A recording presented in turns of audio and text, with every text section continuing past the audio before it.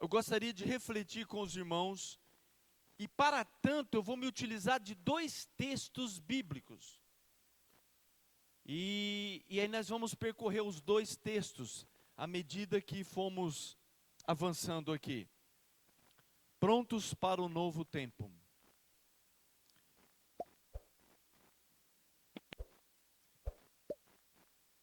Tem uma ilustração que diz assim, você já ouviu, muito possivelmente, talvez até de mim mesmo. Alguns não têm ouvido, talvez, ou você vai relembrar, se já ouviu.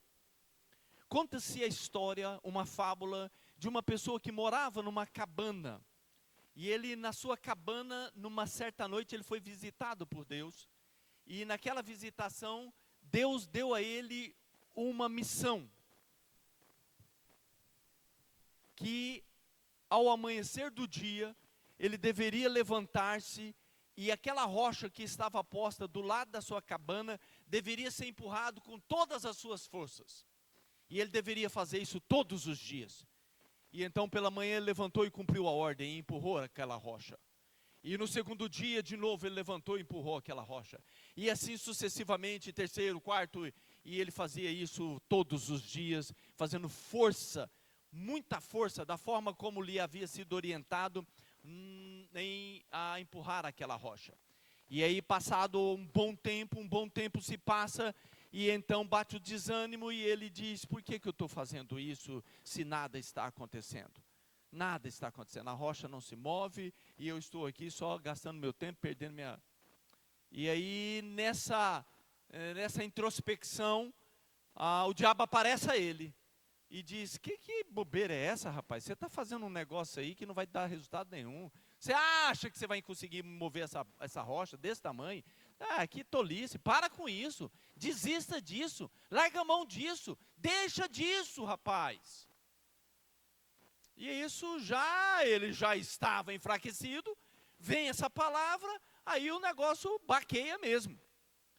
E aí, nesse momento, Deus aparece a ele. E ele diz, foi bom o Senhor aparecer aqui. Eu precisava de ter uma conversa com o Senhor. Pois não, diga. Eu estou empurrando a rocha há tanto tempo, da forma como o Senhor me mandou. E durante todo esse tempo não aconteceu nada. E a rocha não se moveu. E aí Deus respondeu para ele, como não aconteceu nada? Que história é essa? Olha para você, olha os teus braços, olha os teus lombos, olha as tuas pernas, você não é mais a mesma pessoa, você está muito fortalecido, você está agora com um novo vigor. Que história é essa de não ter acontecido? Aconteceu sim, você está sendo melhorado. Agora, quanto a mover a rocha, eu não mandei você mover a rocha, eu mandei você empurrar a rocha. Porque o mover a rocha não é você que vai fazer, sou eu quem farei o mover da rocha. Então você só empurra, e eu movimento, e eu faço o que precisa ser feito. O primeiro texto que eu quero ler com os irmãos encontra-se em Gálatas, capítulo 4, versículo 19. Gálatas 4, 19, que é o primeiro texto, diz assim, na parte B do versículo, até que Cristo seja formado em vocês. A parte B do versículo diz, até que Cristo seja formado em vocês. Paulo está trabalhando uma ótica aqui, numa questão de gravidez, de mulher parindo, de nascimento. E ele termina dizendo, isso até que Cristo seja formado em vocês. Vamos orar. Pai, em nome de Jesus, nós pedimos a graça e a direção do Teu Espírito Santo para a meditação e entendimento da Tua palavra. Nos ajuda, Senhor. Faz o Teu querer em nós e através de nós nesta hora, em nome de Jesus. Amém. Amém. Até Cristo seja formado em vocês. E a partir deste contexto de um parto, que é o que o texto está trazendo, ele faz essa metáfora, esse recurso da linguagem para transmitir um ensino, um conhecimento, uma verdade que ele quer levar os irmãos da Galácia, da região, a um entendimento, a um progresso espiritual.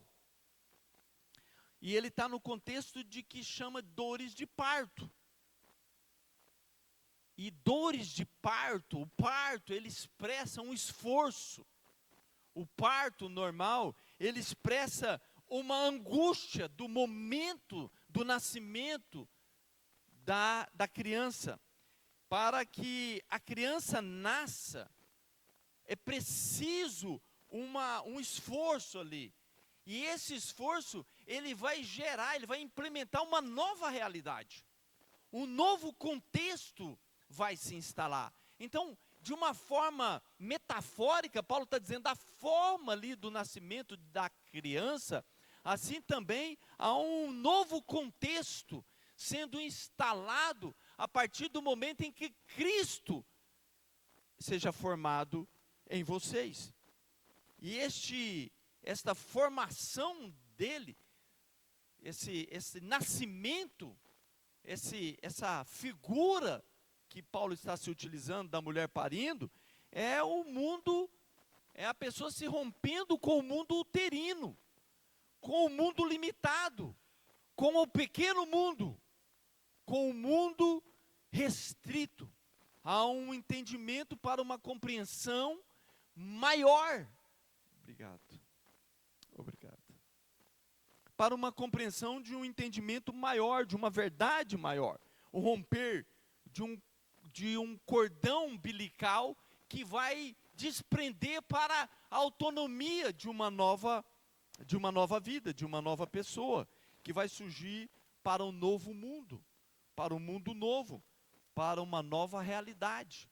Então essa linguagem que ele está se utilizando no versículo, se você se anteceder um pouquinho, você vai perceber que é esse o contexto que ele está trabalhando, de um nascimento, e aí ele está se utilizando desse nascimento para dizer que isso se aplica a nós em termos espirituais, em termos de preparo, de romper para um novo, romper para um novo, uma nova realidade, até Cristo ser formado em vocês, até Cristo ganhar forma em vocês. É a conclusão do raciocínio que ele chega a partir do momento do nascimento, do aflorar, do romper, do corte do cordão umbilical.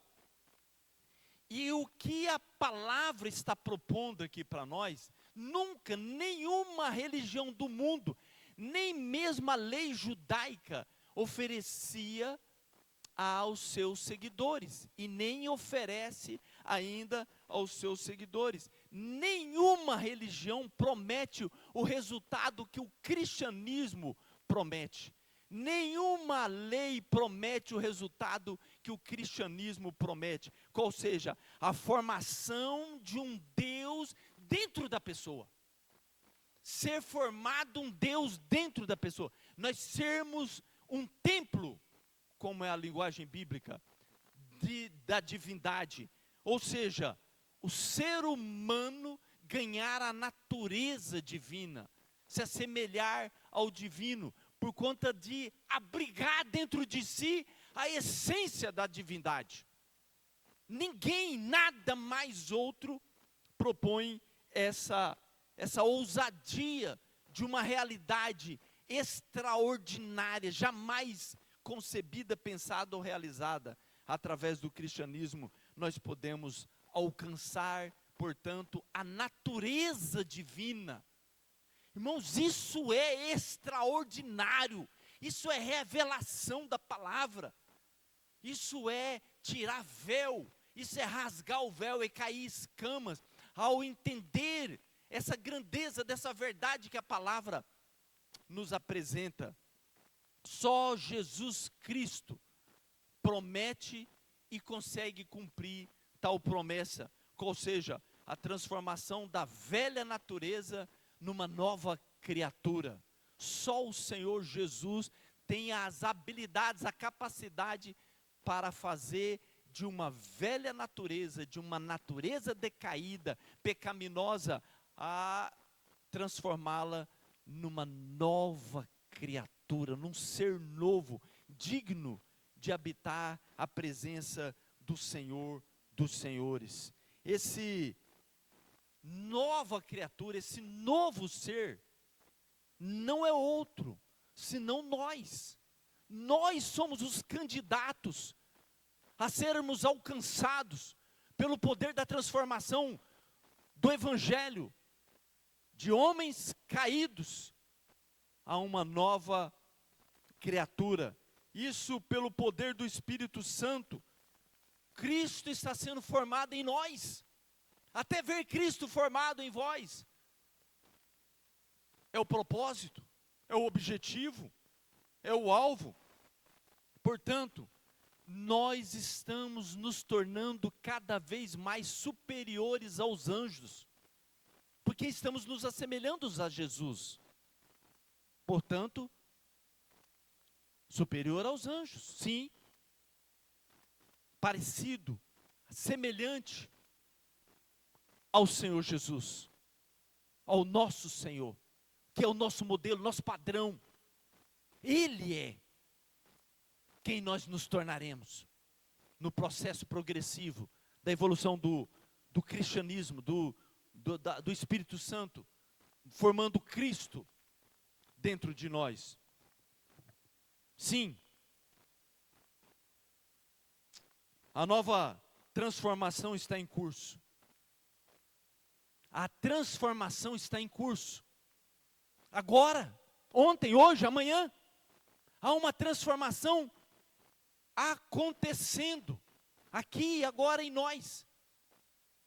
Estamos sendo transformados, porque as virtudes de Cristo estão sendo transferidas para nós, numa transfusão. Nós estamos sendo assemelhados ao Senhor Jesus, cada dia, todo o tempo, nós estamos nos transformando. Sim, o processo de transformação está acontecendo, irmãos. O processo de transformação está em curso, em mim, em ti, em nós. Estamos debaixo de um processo de transformação extraordinária. Ou seja, Cristo está sendo formado em nós. Em que termos? Naquilo que Ele tem, passamos nós a ter também. Elenco aqui alguns pontos. Sensibilidade espiritual. Nós estamos vivendo o tempo de aperfeiçoamento para aprender a sensibilidade espiritual, nos apercebermos que a dimensão espiritual, ela pode ser conectada. E há muitas pessoas que já têm essa percepção espiritual, essa sensibilidade espiritual. Mas estamos avançando mais para esse propósito. Estamos alcançando isso. Você está sendo modelado à semelhança de Jesus. Portanto, a sensibilidade espiritual está aflorando em você, em mim, em nós. Visão celestial, a compreensão das coisas que vão para além do material, a visão celestial, a visão do terceiro céus. Perceber o que é linguajar, o que é vocabulário, o que é raciocínio, que tem procedência nos céus, e o que não tem também. Essa visão espiritual, essa visão celestial, está sendo aflorada em nós. Nós estamos sendo levados a compreender isso, a perceber isso, a viver isso, cada dia. Santificação. Estamos no processo da santificação. Aquilo que nos causavam prazeres, já não nos causam mais. Nós já temos um nojo, uma ojeriza, nós não queremos mais aquilo que não vem, que não procede, que não esteja conectado com a santidade de Deus. Nós estamos sendo santificados. há uma santidade que está sendo instalada em nós. Nós estamos sendo santificados cada dia. Nós estamos abominando o pecado. Já não há mais prazer em nós no pecado. Nós estamos nos comprometendo com Deus cada dia. Tem pessoas mais comprometidas com o Senhor, gastando mais tempo com Deus, se envolvendo mais com Deus, trocando as outras coisas pelas coisas de Deus, colocando Deus em primeiro lugar, buscando Deus. Então há um processo em curso de transformação até ver Cristo formado em vocês, segundo a palavra. Posicionamento, da forma como meditamos aqui no domingo, um posicionamento marcado. Tem pessoas que já me procuraram, hoje uma pessoa me procurou e disse: pastor, eu estou posicionado, eu estou posicionado. Há um posicionamento sendo implantado no nosso coração. Nós estamos nos posicionando diante das circunstâncias desse mundo, diante das adversidades. Nós estamos nos posicionando como igreja, como povo de Deus, como cristão, como quem tem Cristo sendo formado em si. Há um posicionamento da igreja em curso, sendo progredido, avançando. Há um processo de obediência. Já não mais desobedecemos tanto quanto fazíamos. Estamos em um processo de aprendizado de obedecer. Obedecer a Deus, importa te obedecer, importa fazer a tua vontade. Eu troco as minhas vontades, os meus desejos, os meus projetos, os meus sonhos, pelo que o Senhor tem para mim. Eu entro no processo da obediência. A tua vontade me vale mais do que a minha vontade. Obediência às lideranças eclesiásticas. Obediência às autoridades constituídas. Obediência aos pais. Obediência àqueles que têm autoridade dada por Deus. Há um carinho, há um amor sendo exalado em nós. Eu gosto tanto desse costume do ósculo, do beijo, beijo santo. Numa atitude de respeito e de carinho, uma demonstração viva, a materialização de um amor que está sendo plantado e avolumado no nosso ser, no nosso coração, na nossa vida. Sim, estamos em processo de transformação. Sim, estamos sendo aperfeiçoados. Sim, Cristo está sendo formado em nós. Porque menos que isso, você sabe, não estamos falando de quem caminha para os céus, para quem tem compromisso com o Senhor. Portanto, fica cravado isso em nosso coração. Cristo está sendo formado em nós, na forma como nós lemos no texto, Gálatas, capítulo 4, versículo 13. Versículo 19, 13 nós vamos ler agora. 4, 19. Até que Cristo seja formado em vocês. Amém? Há um processo em curso, irmão. Segundo texto que eu convido os irmãos a lerem comigo, Filipenses, capítulo 3, versículo 13.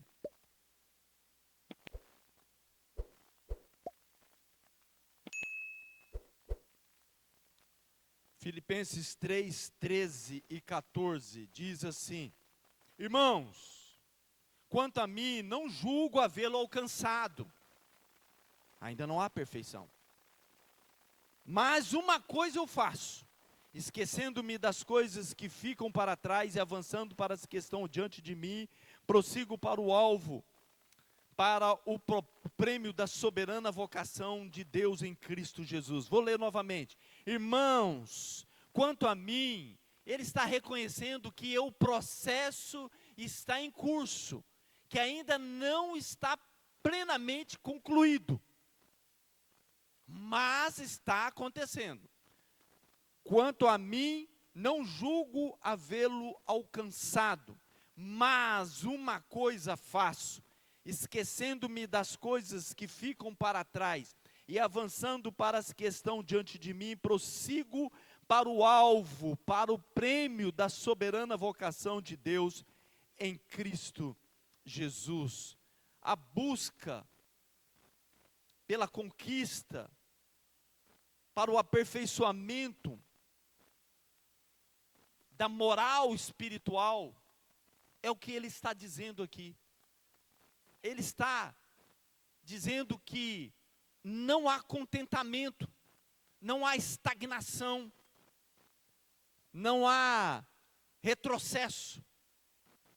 Muito pelo contrário, ele está numa busca de aperfeiçoar a sua moral, de ganhar maturidade espiritual. A maturidade espiritual está em curso, está no processo, como vimos agora. Há um processo em curso e a maturidade espiritual é isso. Está acontecendo. Está acontecendo. Ali, a semente lançada no coração, ela fica aquele tempo escondida dentro da terra, até que ela brota. Assim é também a semente da palavra, lançada no coração, e ela vem, e ela brota, e ela externaliza, demonstrando a maturidade. A visão também que Paulo está tratando aqui é de uma corrida que se busca a vitória final. Há um alvo, há uma peleja, uma luta incansável em curso, acontecendo. Não é um playground, não é o parquinho. Há uma peleja em curso, uma luta incansável daquilo que se pretende alcançar.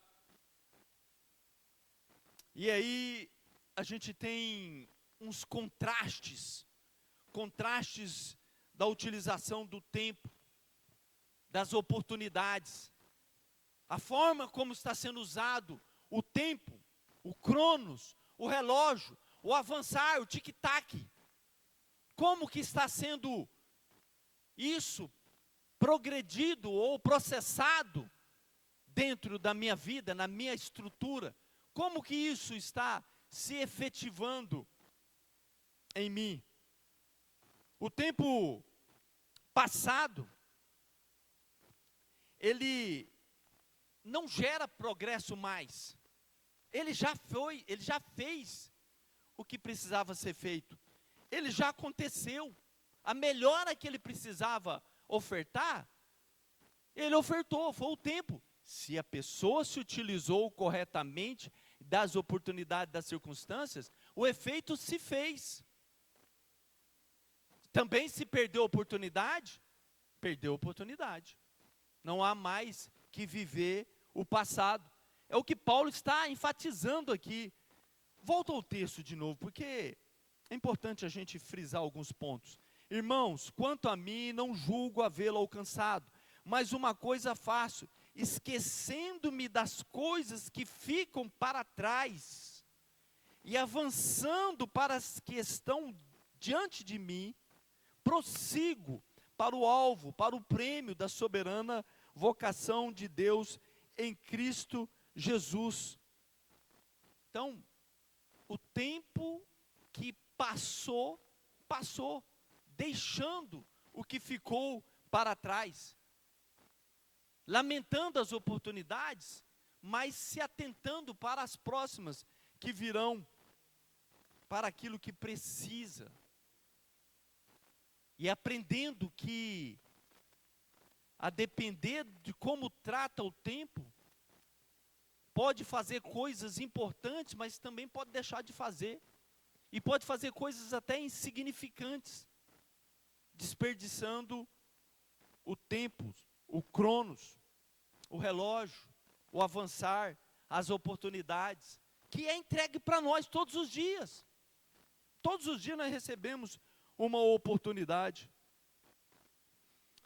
Existe uma reportagem de um estudo que foi feito, que as pessoas se utilizam no máximo 10% da sua capacidade mental. Ou seja, 90% está no âmbito da ociosidade, do desperdício. Só usa 10% daquilo que poderia estar mais empenhado, envolvido, produzindo, atento, sugando. Mas, às vezes, desperdiça e acaba entrando na estatística dessa maioria que se utiliza da minoria da sua capacidade. Mas o tempo está passando, eu estou falando aqui, o relógio está indo, os fogos estão disparando. Hoje eu falava com a Joana, e ela disse, pastor, hoje já mandando foto lá, filmagem, e disse para mim, hoje já é 2020, agora já é 2025 aqui. Então eles têm umas 6 horas na nossa frente, ela está na Itália, né? Então o tempo está passando. Lá para eles já estão, daqui a pouco já vai amanhecer o dia. O tempo está em curso, o tempo está em velocidade, o tempo não para. O tempo não para. A Bíblia relata, em Gênesis capítulo 5, versículo 27, a biografia do homem que mais viveu sobre a terra. Como é o nome dele? Matusalém. Matusalém. Gênesis 5, 27 diz assim, todos os dias de Matusalém foram 969 anos e morreu. Essa é a biografia do homem. O homem que mais viveu na face da terra é o homem que tem a menor biografia bíblica. Viveu 969 anos e morreu. Desperdício de tempo. Muita gente tem vivido assim, vida insignificante, desperdiçando tempo. Desperdiçando tempo das mais variadas formas. Quando a gente vacila, a hora já se foi, e o tempo já foi, e já não temos mais a mesma idade, já não temos mais os mesmos recursos, já não temos mais as mesmas oportunidades, porque desperdiçamos, enfiada a cara em alguma coisa que não traz nenhum processo de progresso, mas tão somente perda de tempo. Paulo busca, muito pelo contrário, outra alternativa. Ele diz, eu quero conquistar o prêmio. Eu corro para conquistar o prêmio. Paulo tinha um alvo. Temos um alvo. Temos um propósito, irmãos. Nós temos um compromisso. Nós temos um objetivo. Temos que ter isso. Porque se não tivermos, alguma coisa está errada. Se não temos um alvo. Paulo está dizendo, eu tenho um alvo. Eu tenho um objetivo, eu tenho um propósito de vida. Um objetivo para o qual viver. E esse objetivo baliza a vida da pessoa.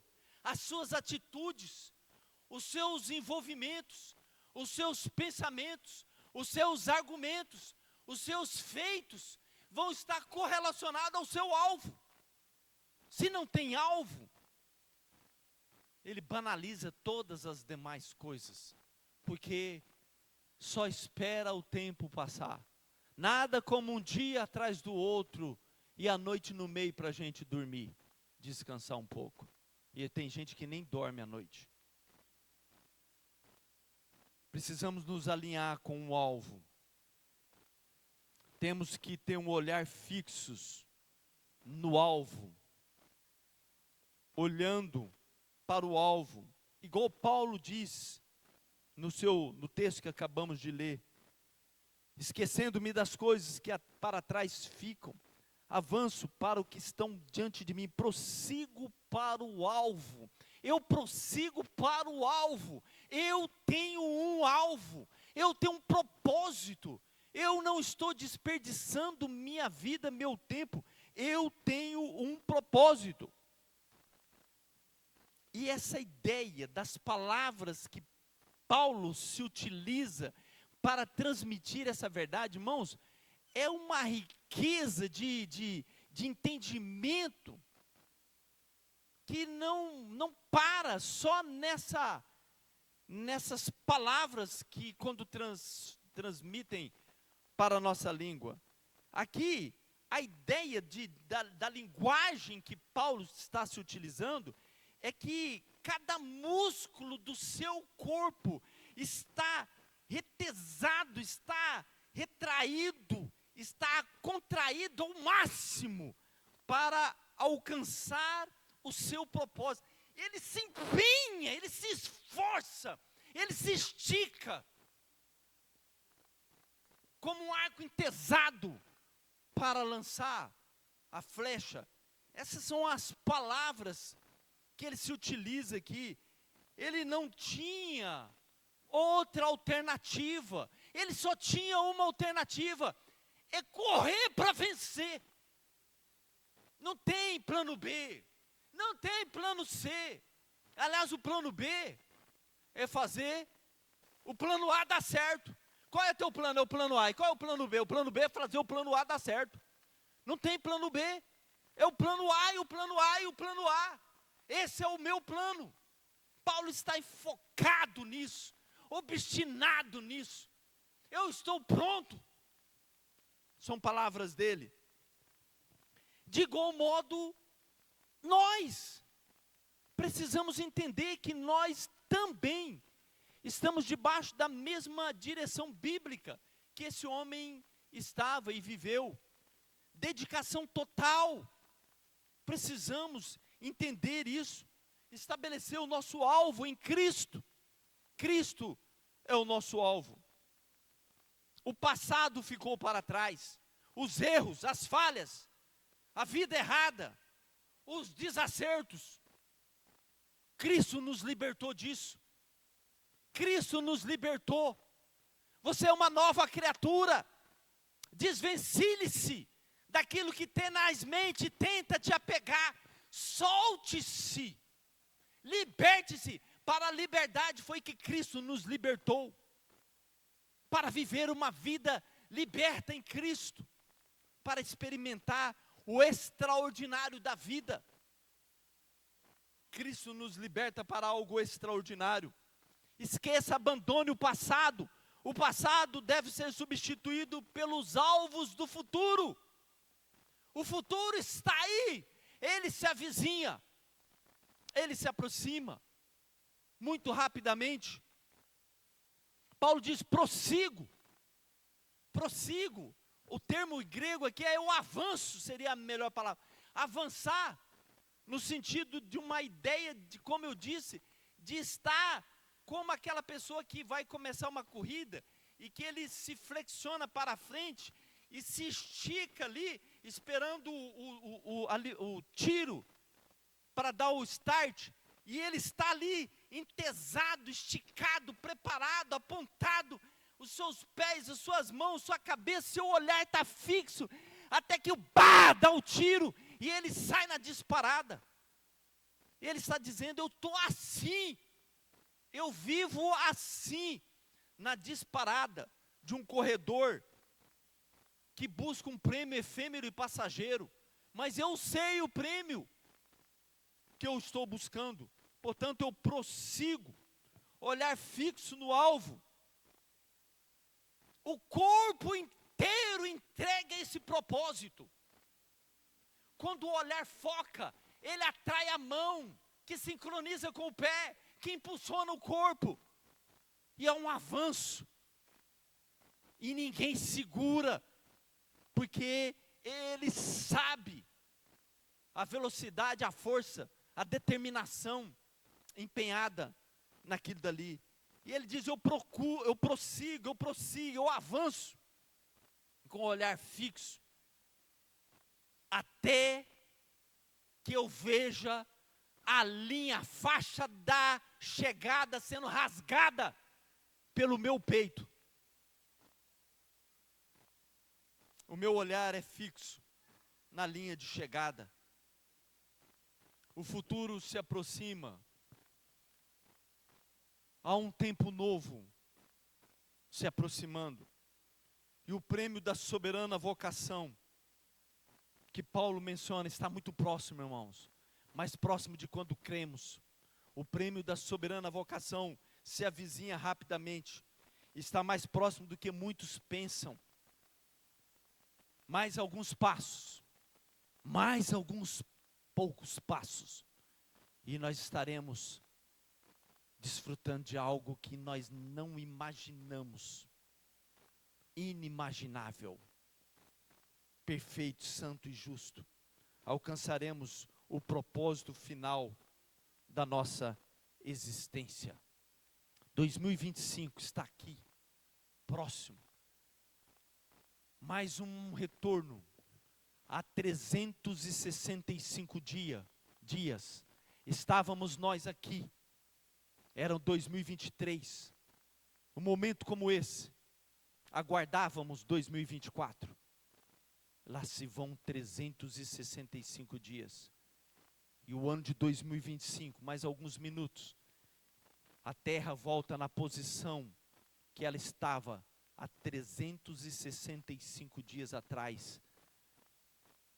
Nós demos uma volta em volta do Sol.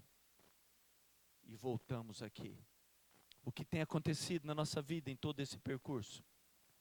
Ou melhor, o que pode acontecer no percurso vindouro? Naquilo que está muito próximo. 2024 é uma bênção, glória a Deus. Louvado seja o Senhor por tudo que nos deu, pelas batalhas, pelas lutas, pelas vitórias, pelas conquistas. Deus foi bom conosco. Mas agora eu vou fazer a conclusão. Para a conclusão, eu quero fazer uma ilustração. Do jeito que eu comecei com uma ilustração, eu quero terminar com uma ilustração bem rápido, que eu já quero entrar em oração agora.